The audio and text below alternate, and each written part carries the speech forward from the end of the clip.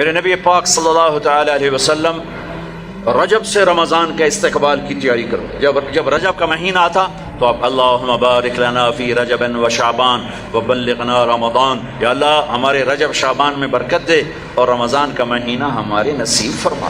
اللہم سلمنا لرمضان، اے اللہ ہمیں رمضان تک سلامتی کے ساتھ پہنچا دے. وسلمہ لنا، اور اسے سلامتی کے ساتھ ہم تک پہنچا دے. وتسلمہ منا، پھر ہمارے روزے اس میں قبول بھی فرما لے. اتنی جلد پہلے سے رمضان کا استقبال فرماتے.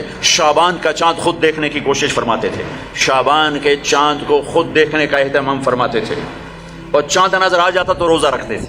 شعبان کا، یکم شعبان کا چاند نظر نہیں آتا تھا تو روزہ نہیں رکھتے تھے. چاند نظر آ جاتا تھا شعبان کا تو رمضان کے استقبال کے لیے روزہ رکھتے تھے. اور رمضان قرآن کا مہینہ ہے. شہر رمضان الذی انزل فیہ القرآن، رمضان کا مہینہ جس میں قرآن اترا. حالانکہ یہ ہونا چاہیے رمضان کا مہینہ جس میں روزہ فرض ہوا. وہ آگے کہا فمن شہد منکم الشہر فلیصم، پھر جو مہینے کو دیکھ لے پالے تو روزہ رکھے. لیکن رمضان کا تعارف کیسے ہے؟ رمضان کا مہینہ جس میں قرآن کو اتارا گیا. رمضان کا تعارف قرآن سے ہے. یہ اشارہ ہے کہ یہ مہینہ قرآن کا ہے.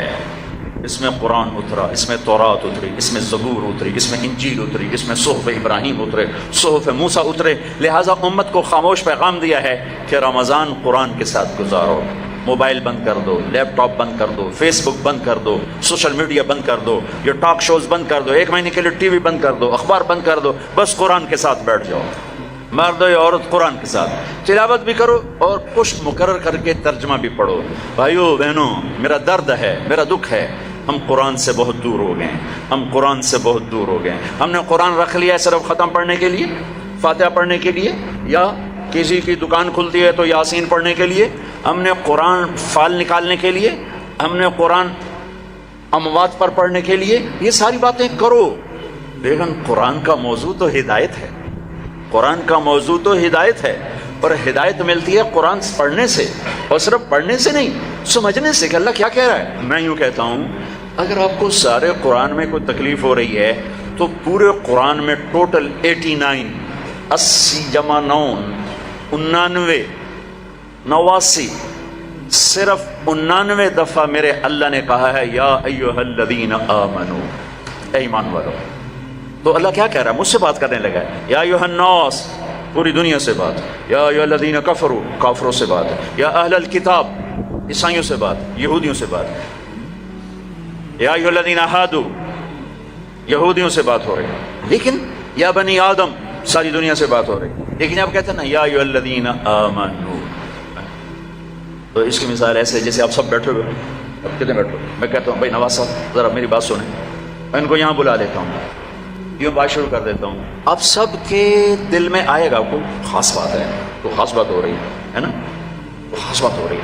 میرا رب قرآن کے 30 پاروں میں، میں قربان جاؤں کتنے تھوڑے ہمیں اللہ نے حکم سنا ہے، صرف 89 دفعہ اے ایمان والو، اے ایمان والو، اے ایمان والو، اے ایمان والو. اس کے بعد اللہ کیا کہتا ہے؟ اللہ کے واسطے اتنا تو پڑھ لو کہ اللہ تو کیا کی جانا دس. اور اس میں ہر دفعہ نیا حکم نہیں ہے، ایک ہی حکم کئی دفعہ آیا ہے. یا ایھا الذین آمنوا اتقوا اللہ حق تقاتہ، یا ایھا الذین آمنوا اتقوا اللہ ولتنظر نفس ما قدمت لغد واتقوا اللہ، یا ایھا الذین آمنوا اتقوا اللہ وآمنوا برسولہ. اتقوا اللہ، اتقوا اللہ، اتقوا اللہ، تکرار کے ساتھ. تو میرے بھائی بہنوں، اتنا تو قرآن دیکھ لو کہ یا ایھا الذین آمنوا کے بعد اللہ کیا کہتا ہے، کیا کہہ رہا ہے. جس کا ترجمہ پسند ہے اس کا پڑھ کے دیکھ لو کہ میرا اللہ مجھ سے کیا کہتا ہے. اللہ کے واسطے قرآن سے دوری ختم کرو. قرآن سے اخبار پڑھنے کے لیے بھی ٹائم ہے، ٹاک شو دیکھنے کے لیے بھی ٹائم ہے، فضولیات کے لیے بھی ٹائم ہے. کرو، آدھا گھنٹہ نکال لو، آدھا گھنٹہ، 15 منٹ، 10 منٹ، چلو ایک آیت. تو میرے بھائی بہنوں، اس مہینے کو قرآن کا مہینہ بناؤ.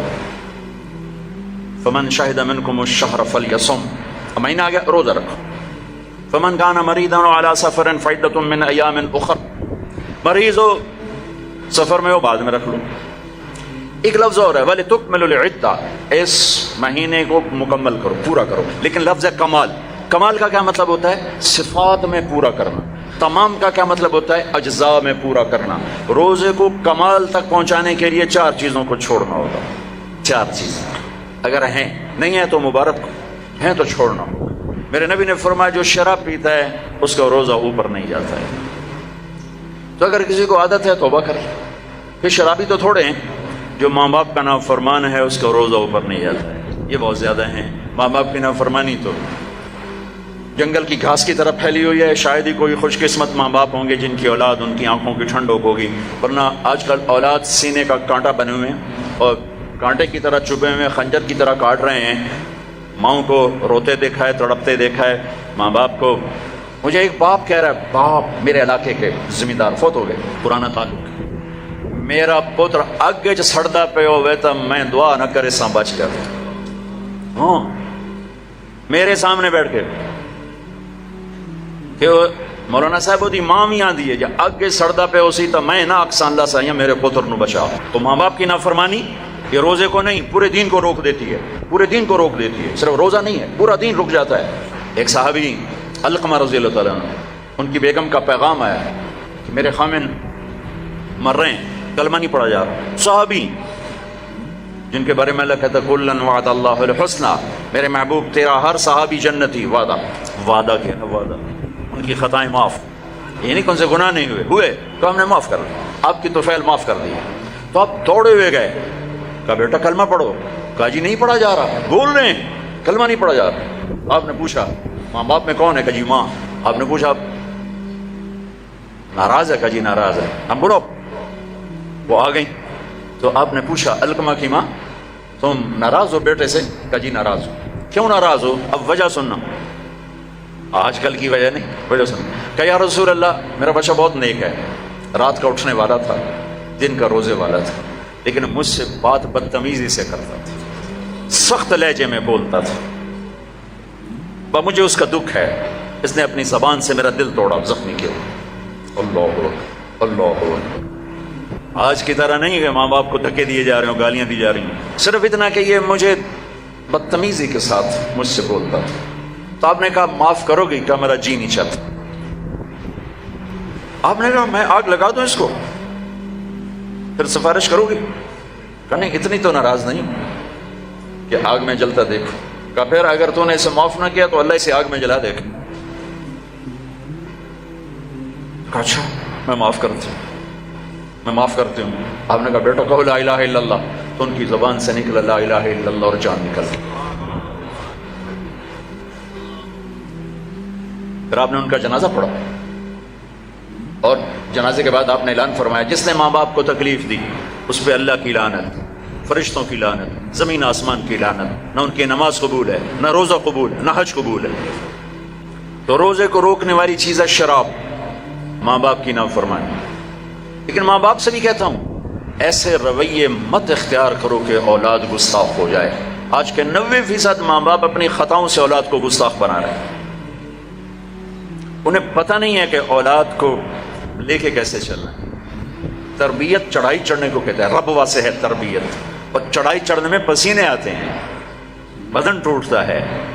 اور آج کی تربیت ہے ڈنڈے مارو بے عزت کرو، ڈنڈے مارو بے عزت کرو، چاہے ماں باپ ہو، چاہے اسکول ہو، چاہے مدرسہ ہو، چاہے وہ مکتب ہو، بے عزت کرو. یہ چیز گستاخی پیدا کرتی ہے. میرے نبی نے کہا اکرموا اولادکم، اکرموا اولادکم، اپنی اولاد کو عزت دو.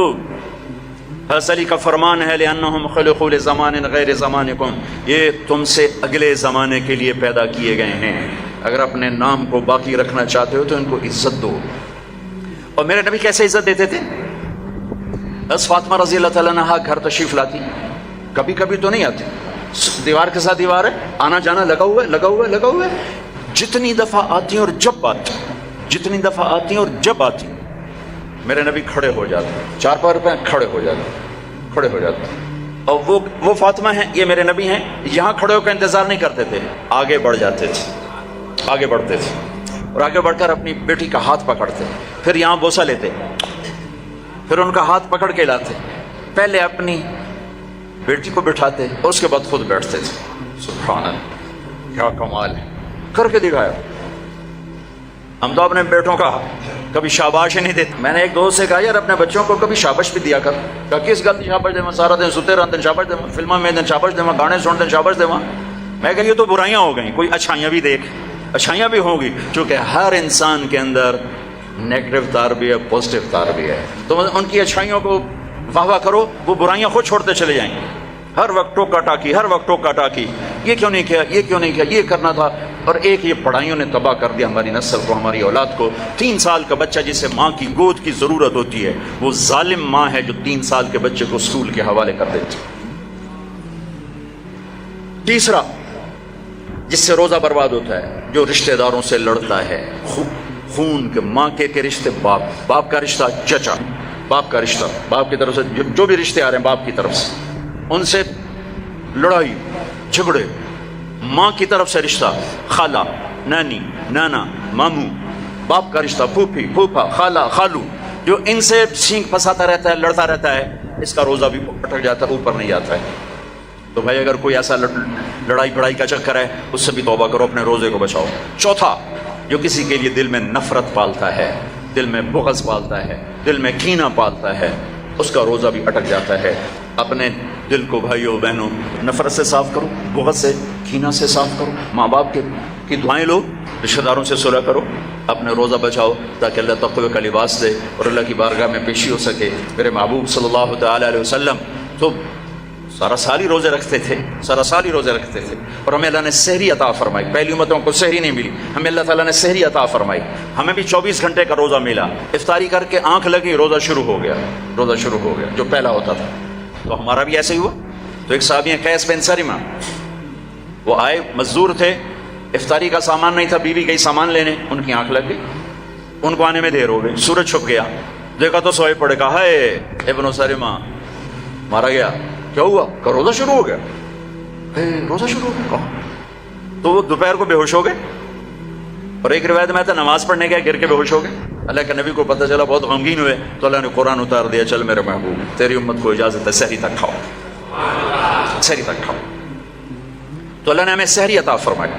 ہمارے نبی پاک صلی اللہ تعالی وسلم سحری کے کھانے کی تاکید فرماتے تھے کہ یہ برکت والا کھانا ہے. اللہ اس کے فرشتے سحری کھانے والوں پر برکتیں, رحمتیں نازل فرماتے ہیں. خود ہمارے نبی پاک صلی اللہ تعالی وسلم سحری کا اہتمام فرماتے تھے. آپ تو عام طور پر 2-4 کھجوریں, ایک گلاس پانی, بس آپ کی سحری ہو جاتی. اور آپ افطار بھی ایسے ہی فرماتے تھے کہ صحابی فرماتے ہیں آپ ایسے بیٹھے تھے, آپ کے ہاتھ میں کھجور ہوتی تھی, ایسے کھجور لے کے بیٹھے ہوتے تھے. اور ایک صحابی ٹیلے پہ چڑھا ہوتا تھا یا کسی مکان کی چھت پہ چڑھا ہوتا تھا, اور اس کو امر تھا بھائی سورج کو دیکھتے رہنا. آپ کھجور آپ کیسے ہاتھ میں ہوتی تھی. جو ہی وہ کہتا یا رسول اللہ سورج ڈوب گیا, تو آپ فوراً کھجور منہ میں لیتے تھے. پھر اس کے بعد تھوڑا تھوڑا کر کے پانی پیتے تھے. آپ نے پانی پہ افطار کیا ہے, آپ نے دودھ پہ افطار کیا ہے, آپ نے کھجور پہ افطار کیا ہے, آپ نے ستو بھی پیا ہے. اور سحری میں آپ نے روٹی بھی کھائی ہے, کھجور بھی کھائی ہے, دودھ بھی پیا ہے, زیتون کے ساتھ بھی لیا ہے, زیتون اور روٹی کے ساتھ آپ نے افطاری بھی فرمائی. افطاری کی دعوت میں بھی شرکت فرمائی ہے. سعد بن معاذ نے افطاری کی دعوت کی, صحابہ کی, آپ تشریف لے گئے. افطاری کرانا میرے نبی کی سنت طریقہ چلا رہا ہے. سعد بن عبادہ نے افطاری کی تو آپ اس میں تشریف لے گئے, تو وہاں زیتون, جو کی تازہ روٹی اور زیتون کے ساتھ آپ نے کھانا نوش فرمایا. ایک عجب واقعہ بھی ہوا وہاں. تو وہ یہ ٹائم تو تھا نہیں کہ بھائی ٹائم ہو گیا ہے, تو وہ سورج کو دیکھتے تھے, اور جب بادل ہوتے تھے تو اندازہ کرتے تھے. تو میرے نبی کی موجودگی میں ہوا کہ سب نے خیال کیا سورج غروب ہو گیا, سب نے کھا لیا, تو ایک دم بادل ہٹے تو سورج کھڑا ہوا تھا. تو پھر سب نے اس روزے کی شوال میں جا کر قضا کی. پورے مدینے سے یہ کام ہوا کہ وہ سورج کی موجودگی میں روزہ کھول لیا. جب بادل ہٹے تو پتہ چلا سورج تو بھی کھڑا ہوا ہے. اب ہفتے کو جاتے تھے قبا, ہر ہفتے کو اشراق وہاں پڑھتے تھے.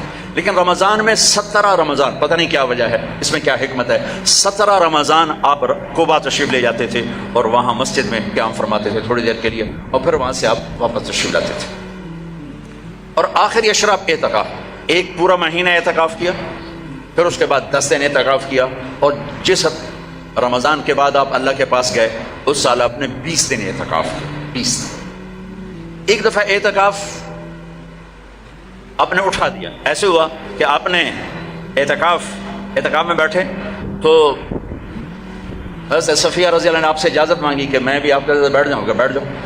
انہوں نے بھی, آپ کے لیے خیمہ لگتا تھا, چھوٹا سا خیمہ تھا, اس میں چارپائی ہوتی تھی, اس پر بستر ہوتا تھا, اور کبھی آپ مغرب عشاء کے درمیان نہاتے بھی تھے، چونکہ گرمیوں کا رمضان پایا نا، سارا میں گرمیوں کا رمضان پایا، تو آپ اپنے اوپر پانی ڈلواتے تھے، اور کبھی یوں لیٹ جاتے اور سر آپ کا کھڑکی میں چلا جاتا، اور عائشہ رضی اللہ تعالیٰ عنہا آپ کا سر دھو کے کنگھی فرماتی، تیل لگاتی کنگھی فرماتی۔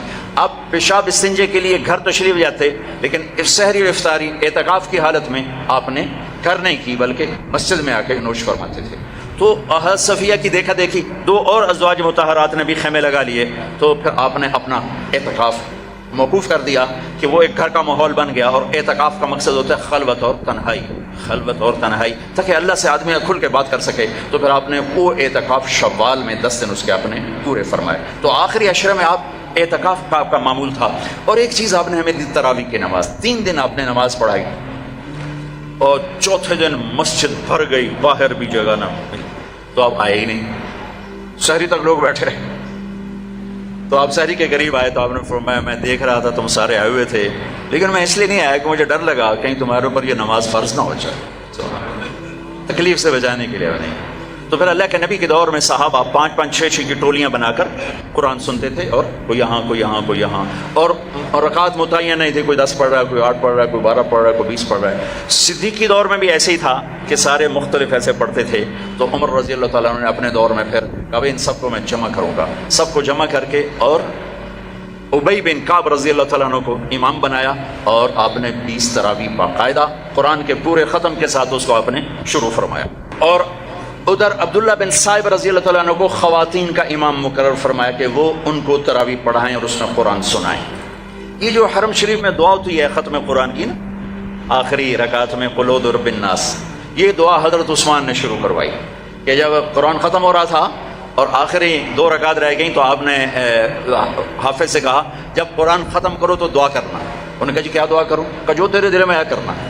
تو بھائی یہ حضرت عثمان رضی اللہ تعالیٰ عنہ کی سنت ہے کہ پھر انہوں نے یہ دعا منگوانا شروع فرمائی، اور اس وقت سے اب تک یہ امت کا معمول چلا آ رہا ہے۔ اچھا، یہ جو ہم 2-4 تراویح کے بعد بیٹھتے ہیں اور ایک چھوٹی سی دعا پڑھتے ہیں اور پھر کھڑے ہو جاتے ہیں، یہ ترویحہ ہوتا ہے تھوڑی دیر آرام کرنا، ترویحہ تھوڑی دیر آرام کرنے کو کہتے ہیں ترویحہ، ٹھیک ہے؟ اور اس کی جمع تراویح۔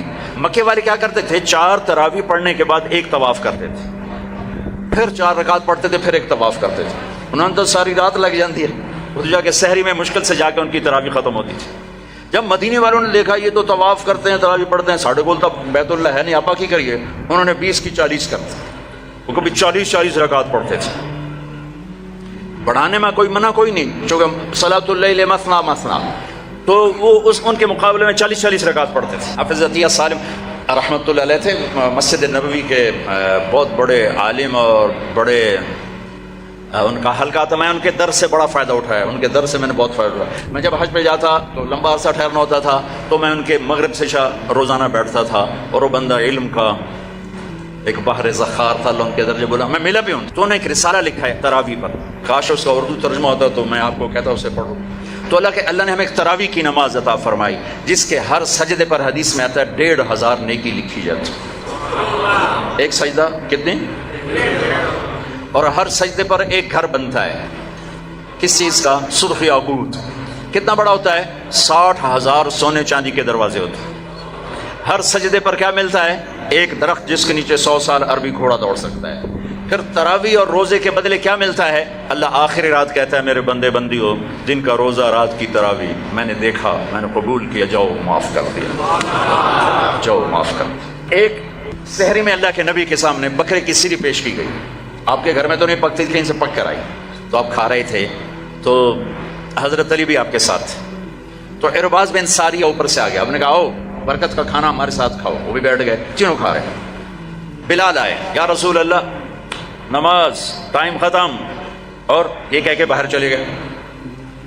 اذان دینے سے پہلے پھر دیکھنے آئے کہ چھوڑ دیا کھانا تو اذان دو، آئے تو آپ ابھی کھا رہے تھے۔ انہوں نے کہا یا رسول اللہ واللہ لقد اصبحت، اللہ کی قسم ٹائم ختم ہو گیا، یعنی صبح ہو گئی۔ تب نے کہا تیرا بھلا ہو جائے، ارے بلال صبح نہیں ہوئی تھی، تیری قسم کی وجہ سے اللہ نے اسے پہلے نکال دیا کہ تیری قسم جھوٹی نہ پڑ جائے، تیری قسم پر اللہ نے اسے پہلے نکال دیا۔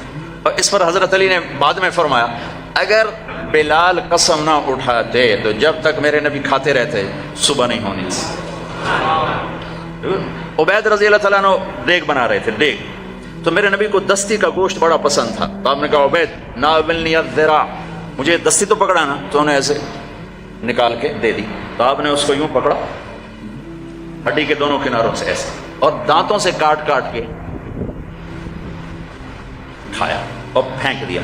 عبید ناولنی الذراع، دستی پکڑانا، انہوں نے پھر نکال کے دے دی، آپ نے پھر یوں پکڑا اور تو بکرے کی دو ہی ہوتی، آپ نے کہا ناولنی الذراع، عبید مجھے دستی پکڑانا، اور وہ کچے نکلے، یا رسول اللہ بکری کی تو دو ہی ہوتی۔ آپ نے کہا ارے عبید اگر تو ہاتھ ڈال دیتا تو جب تک میں کہتا رہتا مجھے اللہ دستیاں نکال کے کھلاتا رہتا۔ تو بھائیو، اللہ نے ہمیں بہت خوبصورت مہینہ دیا ہے، اب اس کی رحمتوں کا مہینہ ہے، جہنم کے دروازے بند ہیں، جنت کے دروازے کھلے ہوئے ہیں، اور اللہ کی معافی کے اعلان ہو رہے ہیں۔ آپس کی لڑائیاں معاف کرو، جھگڑے معاف کرو، جس سے بھی ہو، بیوی سے لڑائی ہے، بیوی کی خامن سے لڑائی ہے، ماں باپ کی بچوں سے، بچوں کی ماں باپ سے، بھائی بھائی سے، پارٹنر سے، دوست سے، اللہ کے واسطے دفن کر دو، دفن کر دو، اپنے ملک کو پاک کر دو لڑائیوں سے، فرقہ واریت سے۔ اس رمضان میں فرقہ واریت کو دفن کر دو۔ یہ آگ جو بھڑکی ہے، مجھے پتہ ہے میں کہاں بجھا سکتا ہوں، لیکن میں وہ ابراہیم علیہ السلام کی آگ پہ کبوتر نے 2 چونچ پانی ڈالا تھا، بس میں وہ کبوتر بننے کی کوشش کر رہا ہوں کہ بجھے نہ بجھے میں اللہ کو کہہ تو سکوں گا یا اللہ میں نے تو پانی ڈالنے کی کوشش کی تھی، لیکن بھڑکانے والے زیادہ ہیں، بجھانے والے تھوڑے ہیں۔ لیکن تم تو نہ بھڑکو، ایسی باتیں مت سنو جو تمہیں فرقوں میں بانٹ دیں، جو تمہیں کسی دوسرے مسلمان فرقے کے بارے میں نفرت سے بھر دیں، کفر سے بھر دیں۔ ارے بھائیو، کسی کو کافر کہنا آسان کام نہیں ہوتا ہے، آسان کام نہیں ہوتا ہے۔ اللہ کے واسطے وقت کی رفتار دیکھو، افق کا رنگ دیکھو، آسمان کے تیور دیکھو، زمین کی گردش دیکھو، اتنے زمین بھی تیور بدل رہی ہے، فلک بھی آنکھیں دکھا رہا ہے، اس کے باوجود اس قدر نفرت دین کے نام پر، کفر کافر۔ کون جائے گا جنت؟ کس کے لیے جنت ہے؟ بھائیو، دروازے اپنے مسلک پہ قابو رہو، دوسرے کو عزت دو، دوسرے کے لیے بھی جنت کا دروازہ کھلا رکھو، صرف اپنے واسطے نہ کرو اسام اندر جا کے تو ود کنڈا لا لینا کہ وڑن ہی نہیں دے، ایسی حماقت نہ کرو۔ میرے نبی کی امت بہت بڑی امت ہے، اور میرا رب بڑا کریم رب ہے۔ اس رمضان کے مہینے کو محبت کا رمضان بناؤ، درگزر کا رمضان بناؤ، راتوں کو تراویح پڑھو، دن میں روزہ رکھو، انشاءاللہ سارے گناہ معاف ہوں گے۔ اور مہینے کے آخر میں ہے مالدار آدمی کے اوپر کہ وہ روزے کی زکوٰۃ ادا کرے، روزے کی زکوٰۃ ادا کرے، جو کشمش کے حساب سے 2000 کے قریب بنتی ہے، کھجور کے حساب سے کوئی 800-900، میں سے اندازاً کہہ رہا ہوں، اور گندم کے حساب سے تو اخبار میں پڑھا تھا 100 روپے بنتی ہے۔ لیکن جو لوگ مالدار ہیں، گندم کے حساب سے نہ دو، کشمش کے حساب سے دو، تو انشاءاللہ اس کا آپ کو بہت اجر عظیم عطا فرمائے۔